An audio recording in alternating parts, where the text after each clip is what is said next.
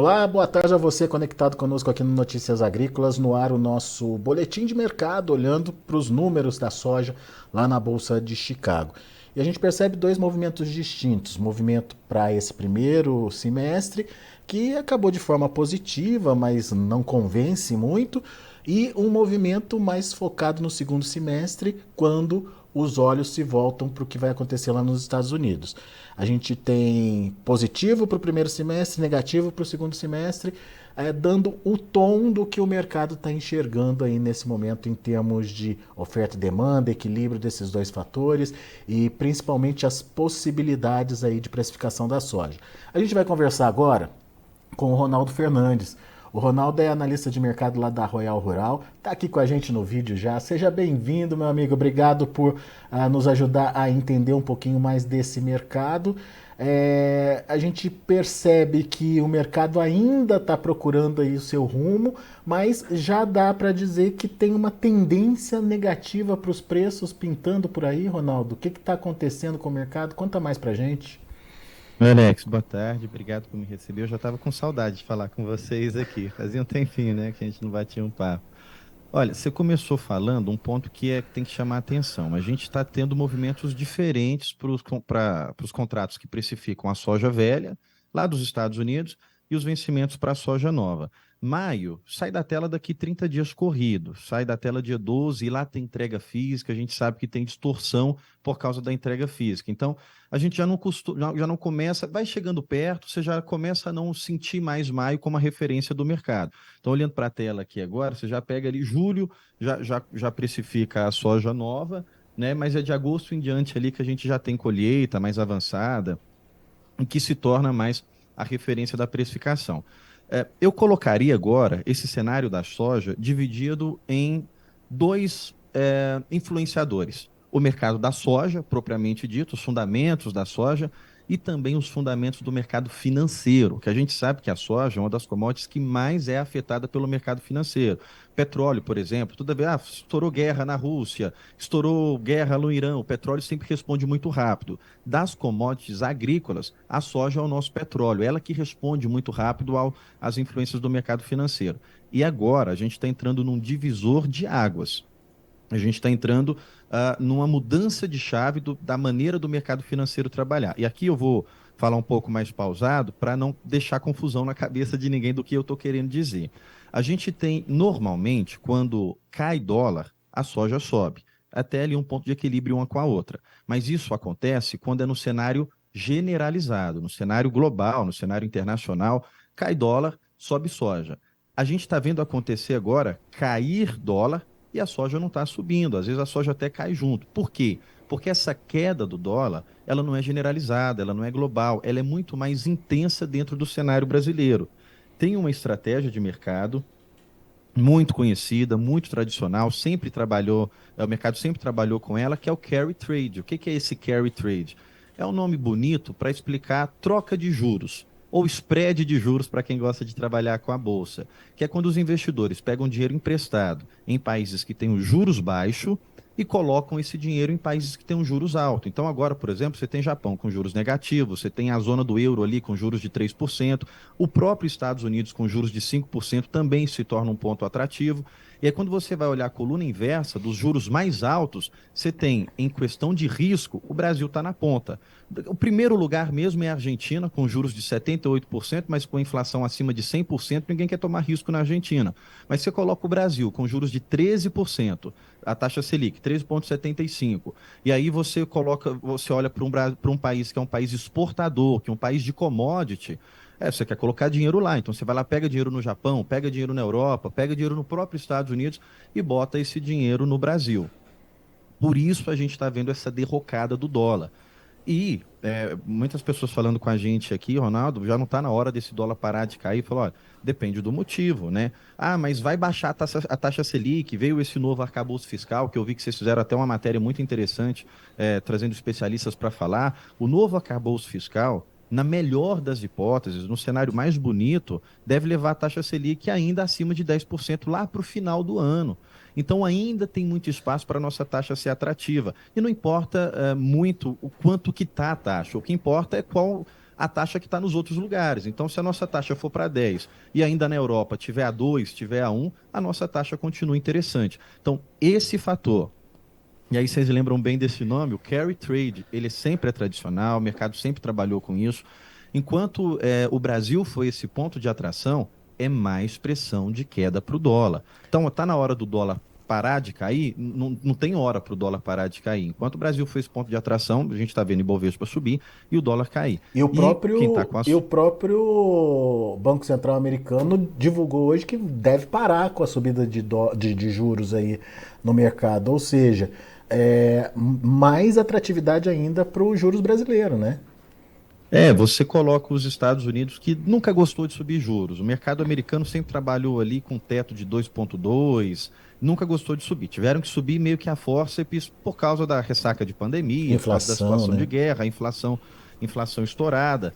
E aí vem essa quebradeira dos bancos. Então hoje saiu a ata do FONC dizendo, olha, a gente vai ter que subir mais 0,25, é o que já está precificado também, não é surpresa, mas muitos membros do comitê ali dizendo, olha, o Jeremy Powell, o senhor Mr. Jeremy Powell, não dá mais. Vamos ter que parar essa alta agora. Vamos manter, fazer igual o Brasil fez. E, aliás, o Alex, eu quero só abrir um parênteses aqui para fazer um elogio a público ao nosso presidente, ao nosso banqueiro Roberto Campos Neto, que foi considerado durante a pandemia o melhor gestor de Banco Central do mundo. Está na hora do. Foi praticamente isso que a ata revelou hoje. Os banqueiros lá do Fed dizendo: olha, vamos fazer igual o Brasil, vamos parar, deixar ela navegar um pouco ali em voos altos, nesse 5,25 que ela deve ir agora, mas é o máximo. Então, não estou dizendo que vai ser isso, eu estou dizendo a conversa que teve lá dentro do comitê. Vamos deixar no 5,25 e depois começar a recuar. Já para o final do ano, a gente tem uma taxa ali abaixo de 5, no 4,75 talvez até um pouco mais baixo que isso, porque a gente viu a quebradeira dos bancos. Então, isso, baixar juros nos Estados Unidos, naturalmente já é baixar dólar. Mas agora a gente está entrando numa fase muito mais intensa, porque o Brasil está atrativo para capital estrangeiro. Então você pega dinheiro emprestado a juros baixos e bota. E aí, para te devolver, para eu não estender no assunto só, um dos fatores principais para a equação de formação do preço da soja é justamente o dólar. Né? Então, essa perspectiva tem um alerta, um sinal vermelho ligado. Mas esse é o primeiro cenário que eu estou falando para você. Né? Eu dividiria a soja agora em dois fundamentos e esse é o primeiro fundamento. Isso olhando para a formação do preço no Brasil, isso é muito importante, porque quanto mais baixo o dólar ou mais valorizado o real, menos competitividade tem o produto brasileiro. E daí, junto com essa queda do dólar, a gente está vendo aí uma pressão muito intensa nos prêmios também por aqui, né, Ronaldo? Que é um outro fator de composição do preço em reais aqui no Brasil, certo? Exatamente. Se você for pegar na prática, assim, sem floreio, sem palavra difícil, o que é o prêmio? Para que serve o prêmio? O prêmio, antes de qualquer coisa, ele é para balizar a diferença de região. Então, entra frete no prêmio, por exemplo. Qual região? A gente está falando de um prêmio internacional. A região de Chicago para a Argentina, de Chicago para o Brasil, Porto. Então, entra também custo portuário, entra custo de frete. Mas o prêmio, ele também, em paralelo a isso, é a intenção do comprador para aquela região. Se o comprador tem interesse em levar muita soja do Brasil, e o Brasil é o lugar onde ele tem a qualidade melhor, onde ele tem os pontos de vantagem melhor, ele vai aumentar o prêmio para lá. A gente está sofrendo ainda a ressaca da colheita. A gente está sofrendo ainda com essas imagens que circulam na internet de armazéns lotados, de filas de caminhão, que até hoje... mas no Brasil não tem isso mais. Tudo bem, mas você está trabalhando com a commodity, é internacional. Está rolando isso ainda na Europa, está rolando isso ainda nos Estados Unidos, está rolando lá na Inglaterra. Quando você entra nos sites americanos, você ainda recebe esse tipo de notícia. Brasil passa por dificuldade de armazenagem. Brasil passa por excesso de oferta por dificuldade de armazenagem. A gente sabe que o que está acontecendo agora é o produtor reter a soja e ofertando milho, tanto que o milho está sentindo esses efeitos. Eu acredito que está um pouco exagerado. Tem aí um gap de correção que a B3 tem que fazer. É um assunto. Até, Alex, se você me permitir, é só um parênteses. E aí eu vou dizer aqui que isso não representa a opinião do Notícias Agrícolas, eu não quero colocar vocês em maus lençóis, mas nós fizemos uma carta aberta para a Exalc, perguntando a justificativa da indicação do preço do milho para o vencimento H ainda. A Exalc nos respondeu. A gente não respondeu a Exalc ainda, que foi justamente no meu movimento de volta de Londres para o Brasil. E aí eu não consegui parar e agora que a gente está aqui estacionado. Então eu vou responder a Exalc a respeito desse indicador. Mas a gente vê no milho que a B3 já começou a ficar um pouco exagerada e ela vai ter que fazer uma correção. Mas voltando para o assunto, esse problema de armazenagem está derrubando o milho e esse problema de falta de armazenagem ou de excesso de produção ainda faz pressão para a queda nos prêmios, porque isso repercute no cenário internacional.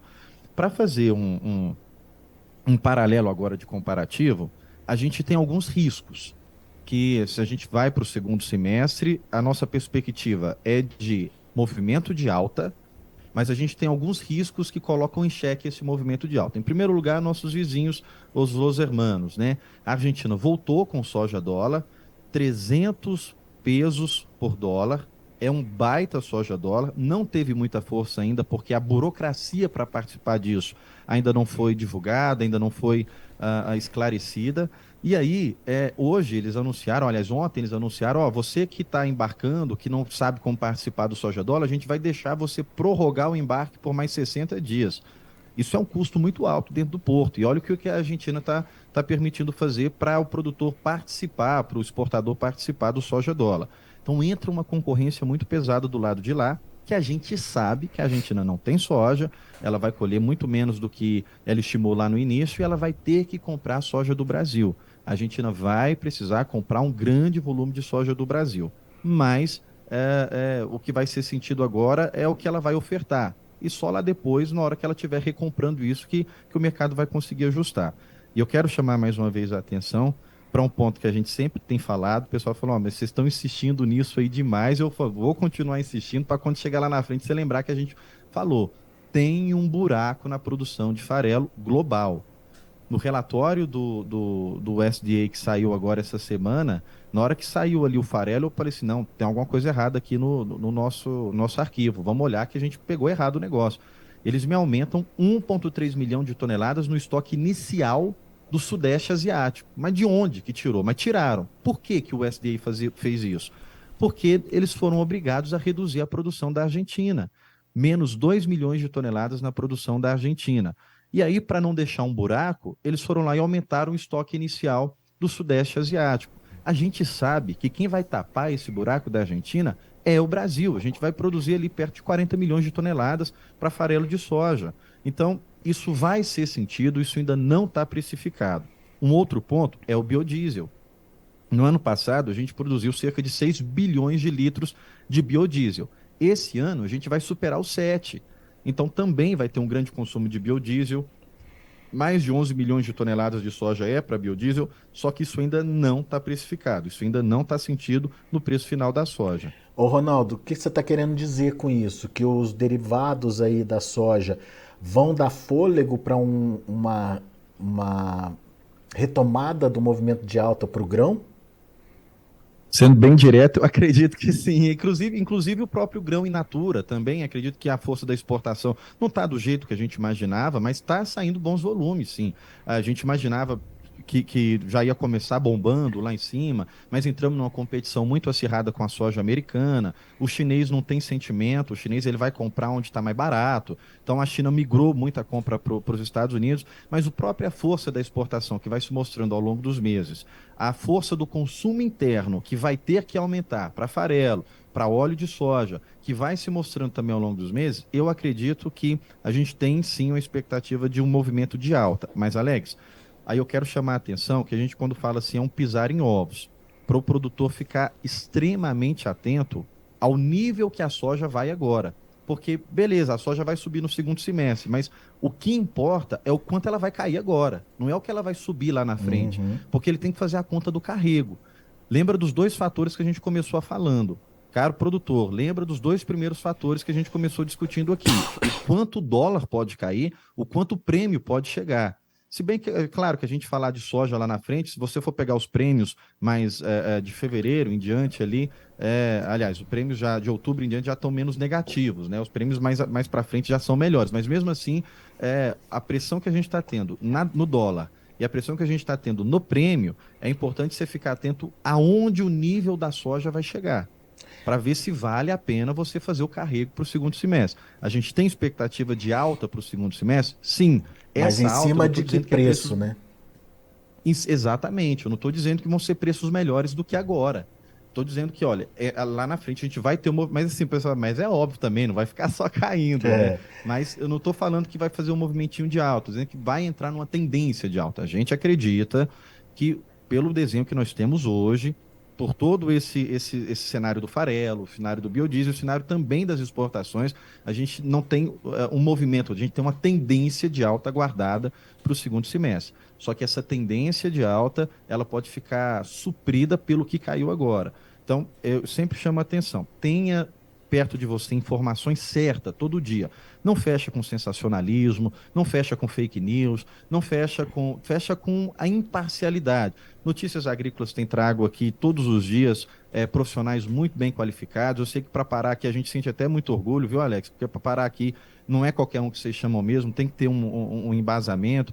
Então, esteja perto de quem vai dar para você notícias que você possa confiar, porque realmente a gente entra num cenário muito escuro agora. Lá na frente, eu imagino que a gente tem uma tendência de alta guardada, mas o agora que é o importante para você fazer a sua conta de carrego. é. Isso é muito importante o que o Ronaldo está falando. Às vezes você deixa de vender agora é, por causa de uma tendência de alta no futuro, mas é um preço compatível com o que tá sendo praticado agora, dependendo, obviamente, da queda que vem a acontecer daqui por diante. E daí você tem que adicionar isso o custo de carregamento dessa soja até o momento da sua venda. Então, pode ser que o barato saia caro. Então, uma análise mais fria, uma análise, um planejamento mais adequado aí é muito importante. Agora, Ronaldo, o cenário que você traz para o Brasil é de uma pressão nos preços, mas a gente pode ter alguma recuperação aí, pelo menos no curto, talvez no médio prazo aí dos preços? Tô perguntando da terceira ponta aí de informação. A gente já falou do dólar, dessa tendência do dólar, a gente já falou do prêmio, enfim, desse histórico aí do prêmio pressionando a cotação. Mas e Chicago pode de alguma forma reagir?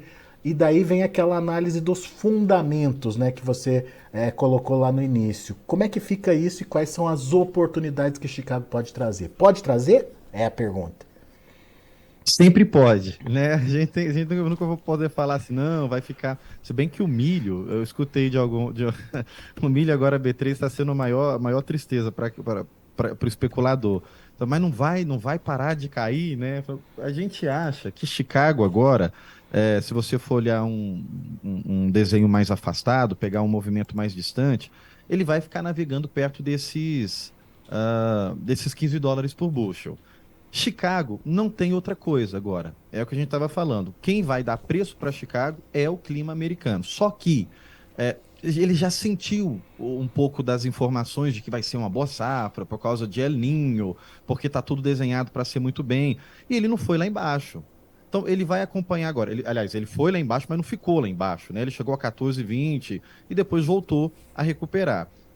A soja, o soja, ele tem ali um canal de ficar perto, de querer ficar perto de 14,80 e 15,10 como teto.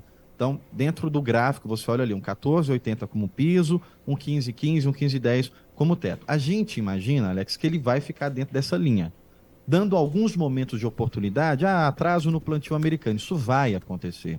Ou essa semana teve atraso, a soja vai repicar. A colheita andou bem, o plantio andou bem, ele vai voltar. Então, acredito que ele vai ficar fazendo esses nuances, mas num gap curto.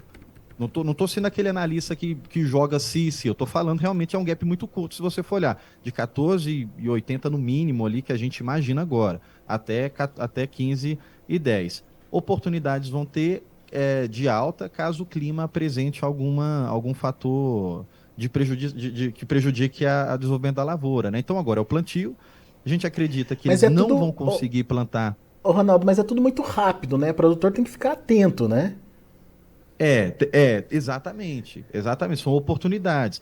A gente acredita aqui que os Estados Unidos não vai ter uma velocidade absurda de plantio, mas que não vai ficar nada atrasado. Acho que a gente imagina que ele vai ficar dentro da média, ali, vai plantar num ritmo. Tem problema em alguns lugares ainda de degelo, tem outros lugares que estão quente agora, vai vir chuva. Então, o plantio, do nosso ponto de vista, ele vai caminhar naturalmente, dentro da média, não vai ser problema. E aí, o desenvolvimento, eu só quero lembrar que é Ninho.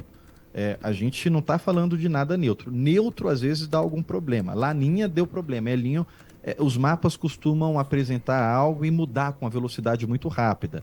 Então, para Chicago agora, a gente entrou na sazonalidade do clima. A palavra final para Chicago, a partir de agora, vai ser o clima americano. Então, é o que você está falando, tem que acompanhar todo dia, tem informação fiel, tem informação correta, para não induzir ninguém ao erro. Mas todo dia entra lá no site do NOAA ou pedir para sua agência de consultoria, me manda aqui o mapa do NOAA, que eu mesmo quero dar uma olhada nele todo dia na hora que ele sair. Porque é o que vai dar norte para Chicago a partir de agora. Muito bem. Vamos ficar de olho aí no que pode acontecer com os preços, então. Aqui para o Brasil, atenção na movimentação do dólar. Existe uma tendência aí de continuidade da queda por causa desse movimento, né, global trazido aí pelo Ronaldo, o carry trade, e isso pode ainda pressionar um pouquinho mais o dólar aqui no Brasil. Vamos lembrar, não é uma situação do dólar no mundo e por isso não tem uma conexão direta com a soja, porque a gente sabe que os movimentos são contrários, dólar sobe, soja cai ou vice-versa, e por isso esse movimento é tão negativo para os preços aqui no Brasil. É um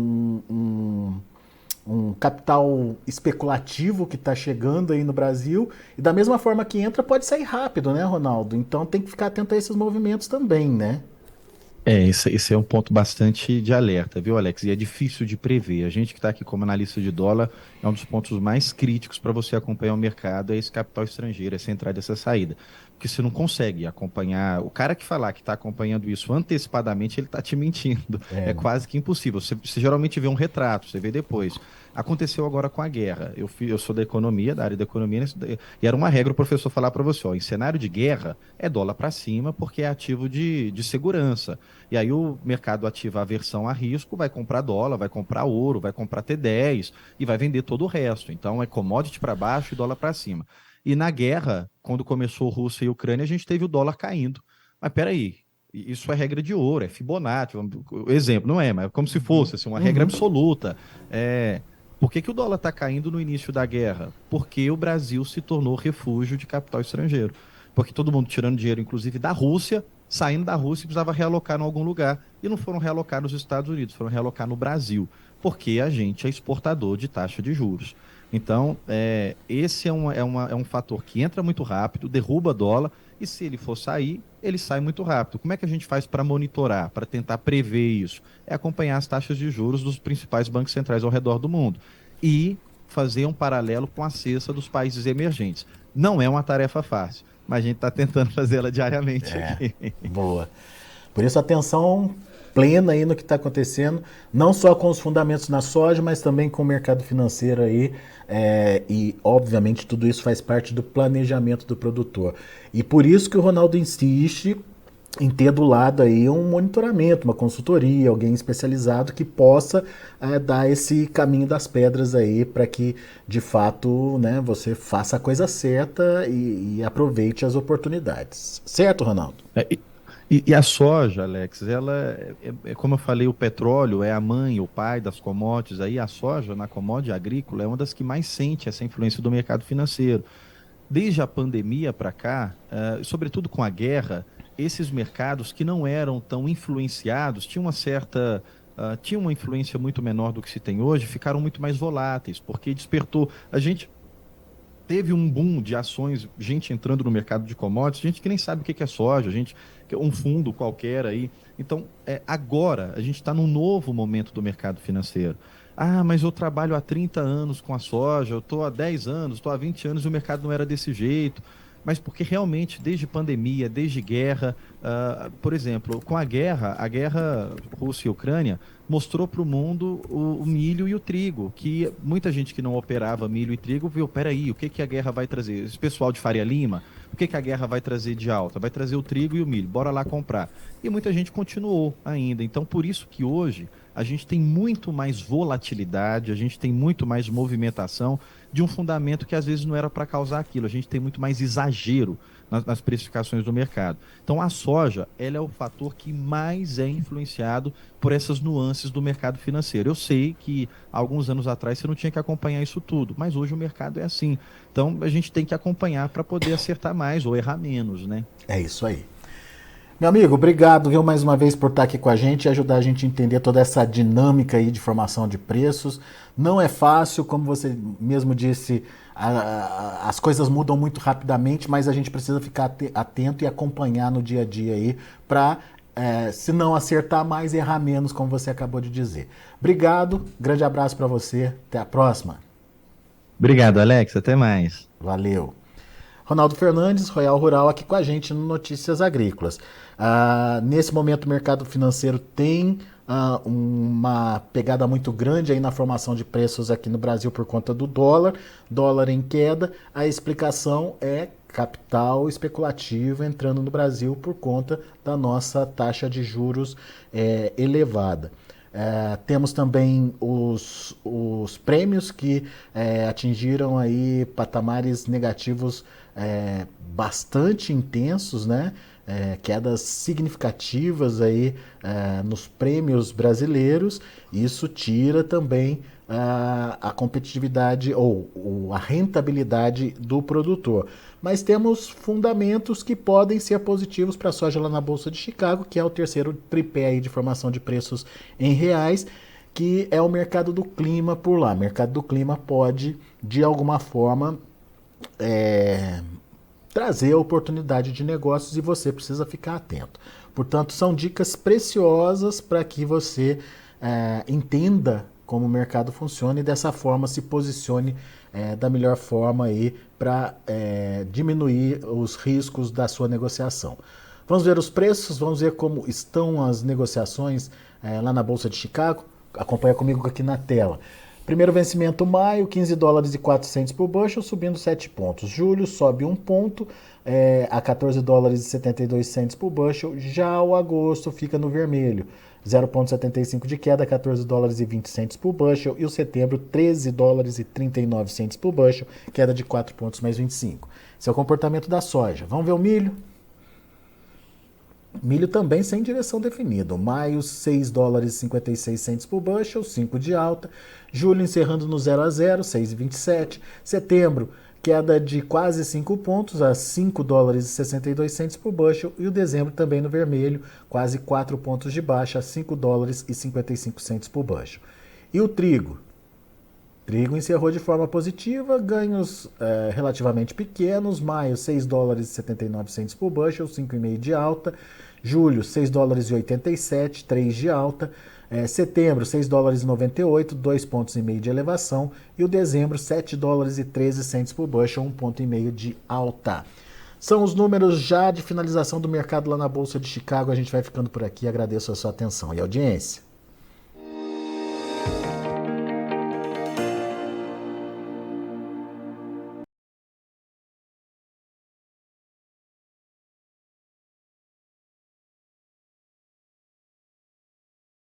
Participe das nossas mídias sociais, no Facebook, Notícias Agrícolas, no Instagram, @Notícias Agrícolas e em nosso Twitter, @Noteagri. E para assistir todos os vídeos, se inscreva no YouTube, na Twitch, no Notícias Agrícolas Oficial.